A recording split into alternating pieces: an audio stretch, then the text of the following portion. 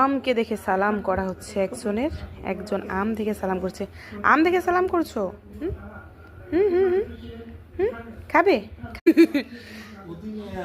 কি খুশি, কি খুশি! তুমি আম পেয়ে এত খুশি? আমের জন্য কান্না করলে? আম খাওয়া হয়নি? মুখ কোথায় মুছলে? বিছানায়? দেখি আফিয়া, নাও নাও খাও, নাও।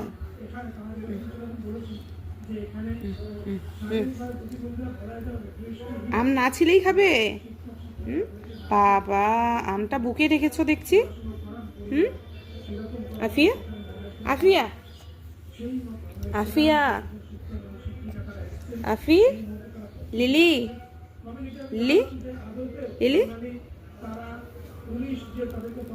Hold on, okay. মাম্মা, তোমার আম এত ভালো লাগে? হ্যাঁ মাম্মা,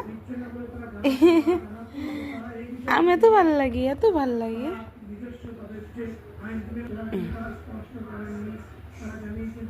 এই যে আম, এই যে যে আম খাবে, এই যে আম, এই যে আম। এটা হলো আম না পাওয়ার কান্না। সবাই দেখো, আম না পাওয়ার কান্না। দেখি তোমার মুখ কিরকম হয়েছে, দেখি। কি আম ভালো লাগে? আম ভালো লাগে আফিয়া? আফিয়া আরো আম খাবে? এই তো।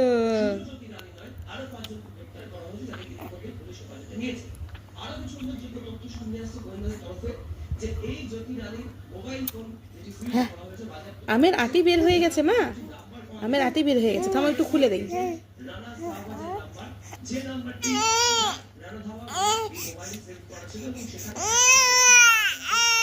না না, কান্না করে না, কান্না করে না। সোজা হোক। এই যে আফিয়া বসেছে কত সুন্দর করে, একদম সুন্দর করে বসে আম খাচ্ছে। না না,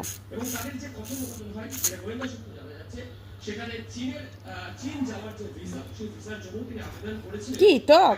এই সেটা টক তো, উপরটা খাও।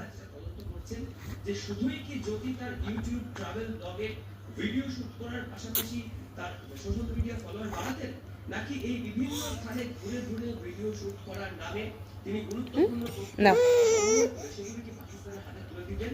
এই বিষয়ে কিন্তু আন্ডার দ্য স্ক্যানার রয়েছে গোয়েন্দাদের। একই সাথে এখন বর্তমান যারা তথ্য সামনে আসছে সেই জায়গায় দাঁড়িয়ে এই প্রশ্ন উঠছে যে সে ইউটিউবার ব্লগার জ্যোতি রানী নাকি বাক্কি রানী পাকিস্তানের কাছে। ধন্যবাদ। প্রথম অনুষ্ঠানের সঙ্গে সরাসরি নিউজ থেকে ছিলেন